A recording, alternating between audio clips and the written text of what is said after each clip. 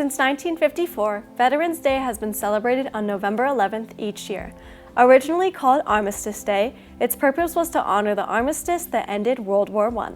However, it was eventually changed to Veterans Day in order to celebrate veterans from all wars. On this sacred day, Americans take time to pay respect to the heroism and patriotism of our veterans. Each year, we take time at Hoover High School to reflect and celebrate as well. This year, we've obtained permission from a local documentary creator, Joshua Scott, to share some of his work. Joshua is the creator of a short film series entitled Memoirs of World War II. Since only 3% of World War II veterans are alive today, Joshua uses his series to preserve the stories of those who fought in the Second World War. Personal narratives are used to convey the experience and sacrifice of World War II veterans. You can watch this compelling series on memoirsofworldwar2.com or on YouTube. Today, we are focusing on the unique stories of two women and their experiences during World War II. Women played important roles during World War II, both at home and in uniform. Not only did they give their sons, husbands, fathers, and brothers to the war effort, they also gave their time, energy, and some even gave their lives. Women in uniform took office and clerical jobs in the armed forces in order to free men to fight. They also drove trucks, repaired airplanes, worked as laboratory technicians, and did so much more for the war effort.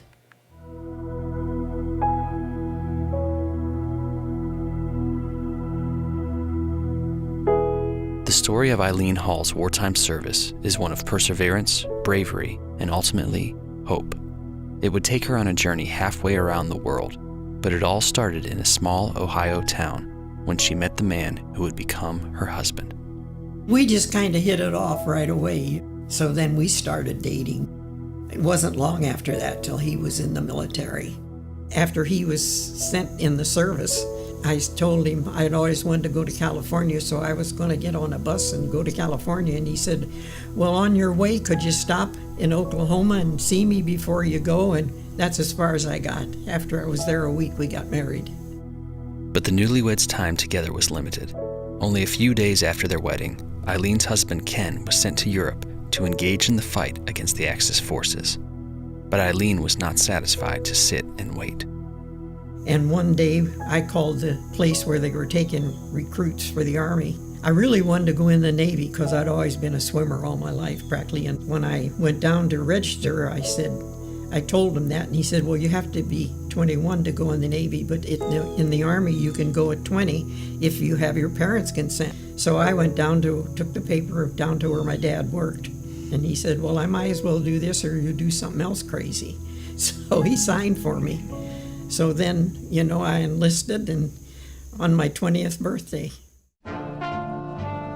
Eileen had been accepted into the Women's Army Corps, also known as the WACs.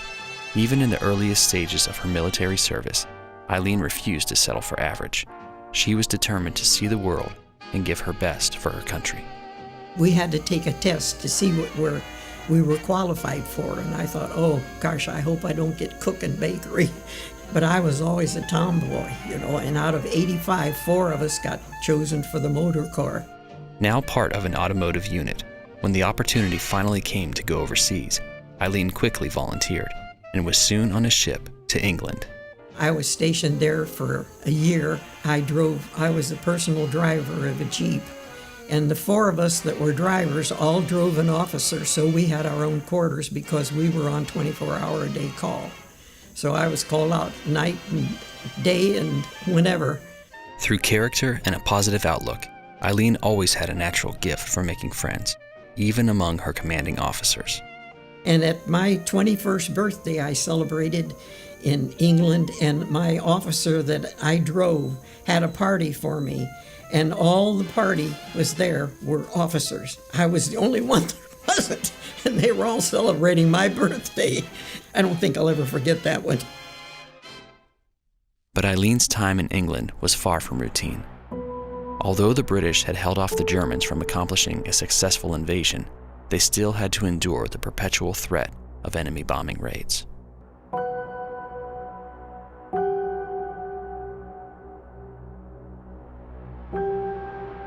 We could always tell when there was going to be a raid on the on the mainland because they'd all form over where we were. You could hear the motors going and everything. We knew there was going to be an air raid.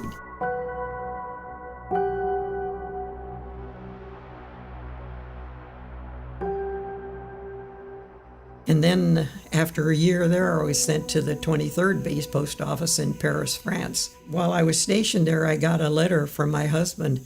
He was in Italy. He was in the field artillery on the big guns. He saw a lot of things. He didn't like to talk about what he went through. Eileen was thrilled to receive the letter and learn of her husband's location. But it wouldn't be until years later that she would know just how close she was to losing him.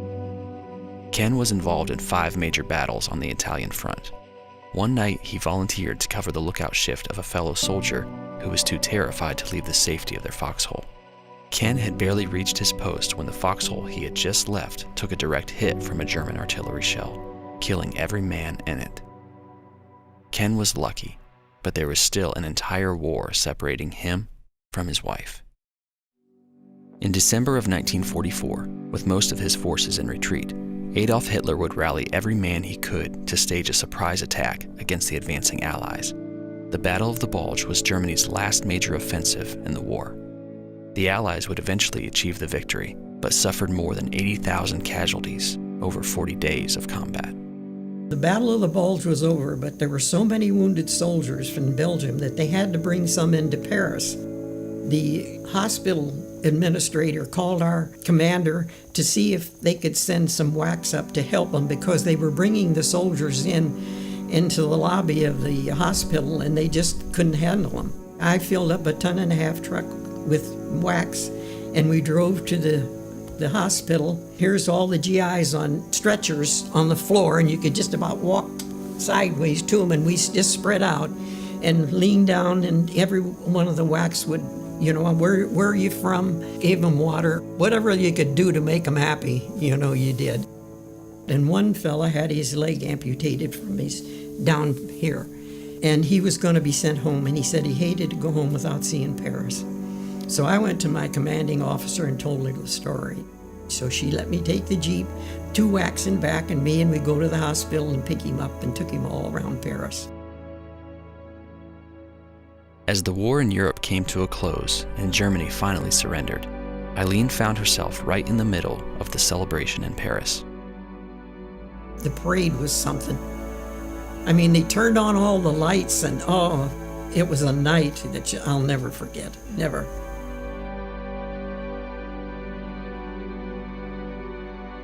For Eileen, the celebrations would be short-lived. Another letter from her husband Ken would reveal that he was now to be sent to the still ongoing war against the Japanese. When I got the letter from my husband that he was going to be sent to this CB, the China-Burma area, which was still fighting, I started crying, and my barracks was below the officers, and she wanted to know what was the matter, why I was crying, and I told her I got a letter from my husband that he was going to be sent to the CBI. And I wanted to see him if I could. Sympathetic to her situation, Eileen's commanding officer wrote up the paperwork assigning her to General Mark Clark's army in Italy. In truth, Eileen's new orders were just an excuse to get her to Ken. A driver from our outfit drove me out to Orly Airport. I went into the office and told my story that I was trying to get to Italy. And he said, well, that plane out there is going to Italy. We'll hold it for you. One GI got on one side with his arm under here, and the other one on the other side, and they picked me up. They had opened the bomb bay doors. They picked me up and put me where the gun turret was, and that's where I rode. Then I got to Leghorn, and that was the end of my ride. That was because I didn't know where my husband was, but I knew he was in Italy somewhere. I started hitchhiking, and a truck come along with 2 English soldiers. I told them my story, and they said, well, we're going to Rome. You can go with us. They took me to the American Red Cross. They put me up for the night. And the next morning, it was Sunday, and they were having a service. And so I went into the service and sat down. And a little bit later, another GI came in, and he looked at my patch. And he knew I wasn't from around there. And he says, oh, where are you from, and what are you doing here? And I said, I'm looking for my husband. And I told him my story, and he says, well, you just wait here after the church service. I'll go see my commanding officer and see what I can do. To make a long story short, he was allowed to take me. He found out that my husband was in Milan and we were in Rome, and Milan is way up at the top. So he picked me up and took me, and we went through the Po Valley and the Apennine Mountains and arrived, and half an hour before I got there, my husband knew I was coming.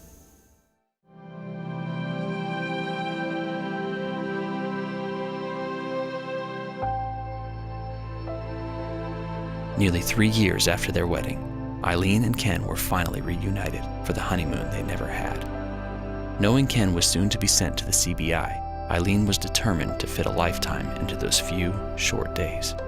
They worked it out so that we could go to the 5th Army Rest Camp, and that was at Lake Como, Italy. And we had a 10-room villa all to ourselves for 8 days.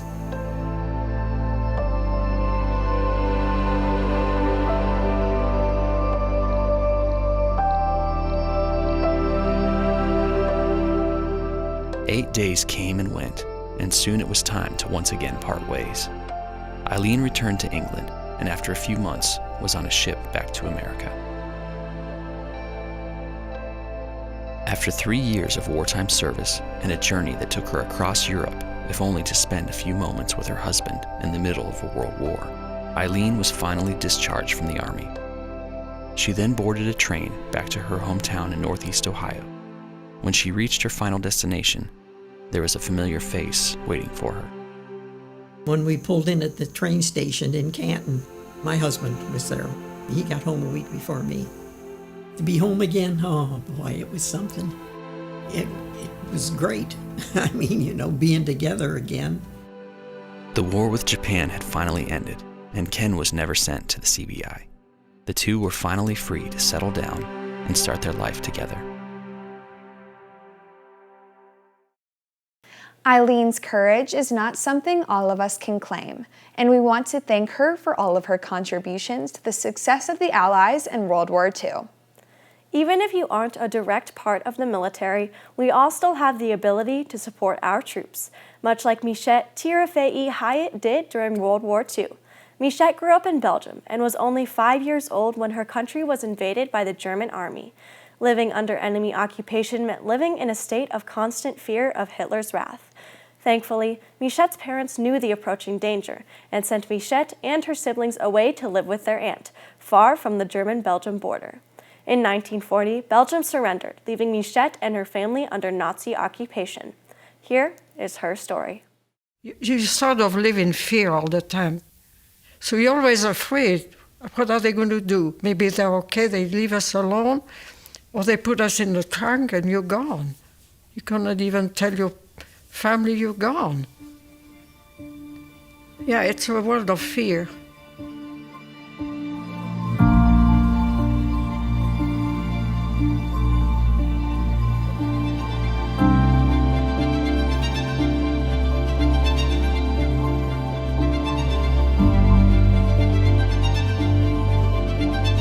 In late 1939, all of Western Europe watched as their neighbors to the east crumbled, one by one, under the fury of the German army. The remaining free countries knew it was only a matter of time before they too would face the destruction of Blitzkrieg, Hitler's lightning war.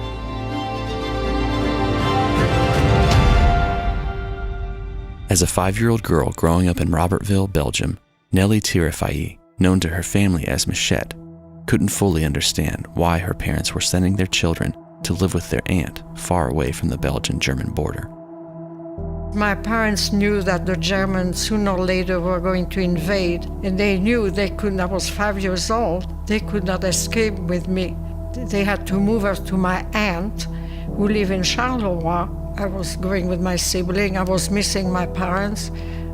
That's all I knew. Where is my mom? Well, children don't understand. Working as school teachers, Michette's parents were required to stay put until the moment the Germans crossed the Belgian border.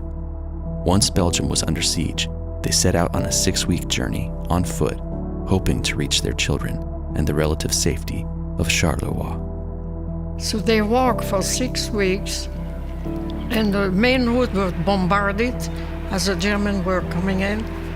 and they had to hide. So my aunt thought that my parents were dead. One day, by miracle, suddenly they showed up at the door. So, everybody was in shock and happy, and they made it, but it was not easy. I cannot quite imagine what they went through. The family was fortunate to be reunited, but Charleroi would not remain a safe haven for long. The Wehrmacht swept across the nation until May of 1940, when the Belgian army was forced to surrender. Michette and her family were now living under Nazi occupation, and each long year was harder and more terrifying than the last.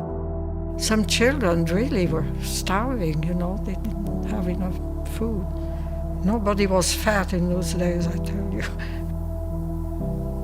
You see them in the street, they were everywhere. As young as we were, we knew they were the enemy. So you're always afraid. What are they going to do? Maybe they're okay, they leave us alone, or they put us in the trunk and you're gone. You cannot even tell your family you're gone. Yeah, it's a world of fear. The fears of the Belgian people were justified when they began to hear rumors of the fate that awaited many of those that were taken away, never to be seen again. Many died there. Yeah, it was a horrific affair. That's what we were so afraid, to be taken.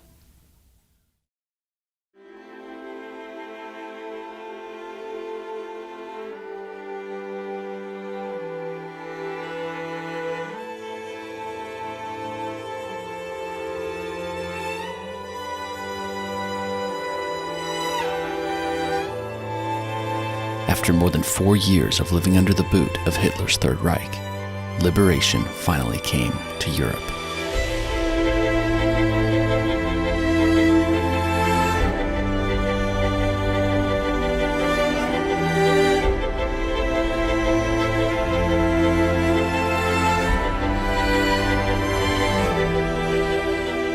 Well, the liberation was the best day of our lives when the GI came, Just to be liberated, that was really something.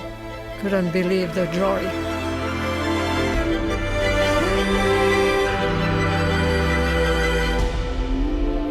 The streets that had so recently been occupied by the feared German army were now filled with American soldiers, battle-worn, exhausted, but friendly. I remember the GI occupying a school because they had to stay somewhere, and they were trying to meet families. So you could go there and sort of pick up a GI if you wanted to. If you see a guy you like, and we would ask, do you have a family to visit? No. Well, then you could come to our house, I would sort of recruit, as little as I was. Looking for a way to show her gratitude to her newfound heroes, Michette took to the streets and found 3 American GIs, hoping for a place to find some rest. So I said, I'll go and ask my mom, So I went to ask my mom, and she asked me how many, and I said 3. And she said, okay, they can come. But when Michette returned to the same street corner, word of her hospitable invitation had gotten around. There were now 7 GIs eagerly awaiting the chance for a welcome into her home. So I went back to the house and asked my mother. Oh, she said, it's okay, have them all come in. Night after night, Michette's family would welcome groups of American soldiers into their home. They would come in the evening to visit us, and they would bring us like candy bars, that type of a thing.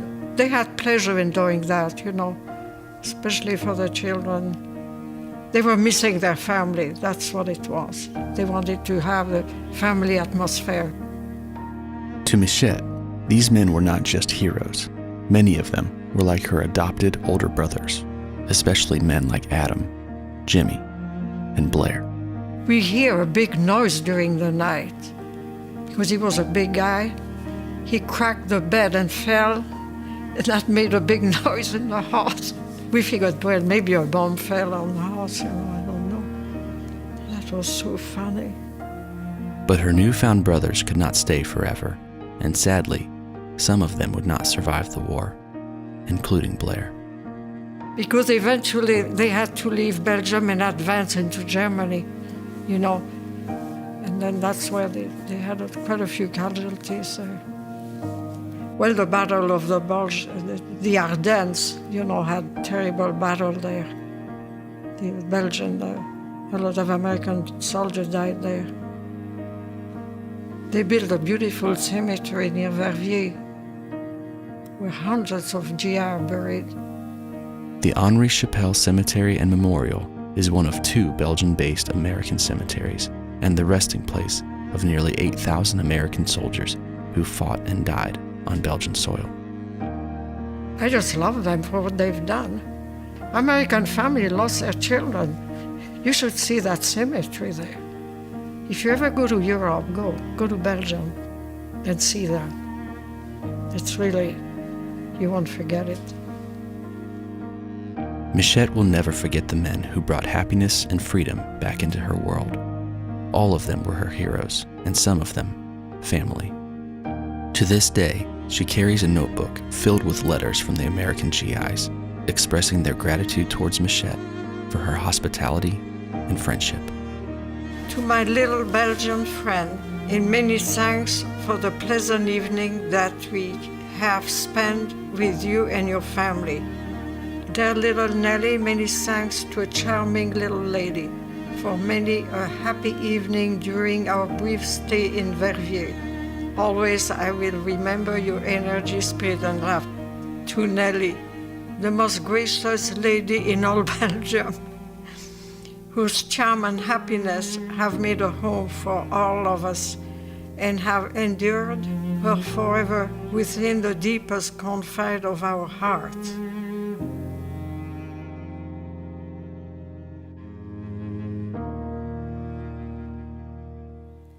After the war, Michette moved to North Canton and lived right behind Hoover High School. Her children also went through the North Canton City School District, allowing us to boast our own piece of World War II history. These stories and personal experiences are the reason we celebrate Veterans Day every year.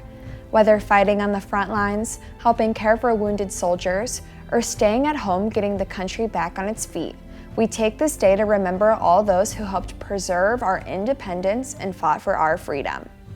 We want to thank all veterans in any war for their bravery, heroism, and sacrifice for the United States of America.